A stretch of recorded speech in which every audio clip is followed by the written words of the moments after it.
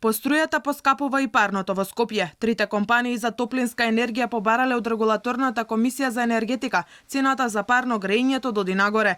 Најголемо покачување на цената бара СМ енергетика или така нареченото железарско парно, и тоа за 64,79%. Скопје Север бара 15,54% поскапи сметки, додека Бег, каде се приклучени најголем број скопјани, бара цената да се зголеми за 1,82%. Подготвителната седница на регулаторна за одлуката ќе биде во вторник, а одлуката за процентот на зголемувањето на парното ќе се знае идниот четврток. Од регулаторна вела цената на гасот на светски берзи бележи раст од 50%, а учествува со 70% во одлуката на крајната цена на парното.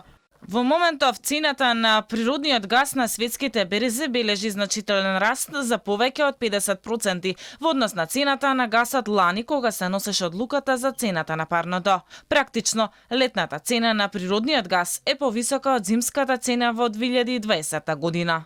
На централните системи за грејење во градот Скопје на трите компании заклучно со април годинава се вклучени околу 60.000 станови, што представува раст од околу 2.000 нови потрошувачи. Неодамна струјата поскапи за 12,36%, но сметките на граѓаните останаа речиси исти, бидејќи претениците го изгласаа намалувањето на ДДВ-то од 18 на 5%. Но веќе следната година граѓаните ќе плаќаат поскапа струја од и ДДВ-то ќе се покачи на 10%, а вистинската цена на струјата ќе имаме во 2023 година, кога данокот на додадена вредност ќе се врати на сегашната стапка од 18%. Во најава е и носењето на законот за еколошката такса, со која цената на горивата ќе се зголеми за 4,13 динари. Опозицијата критикува дека власта воведува кризен данок кој ќе удри директно врз џебот на граѓаните. Најавија и повеќе амандмани со кои ќе се обидат да го спречат носењето на законските измени.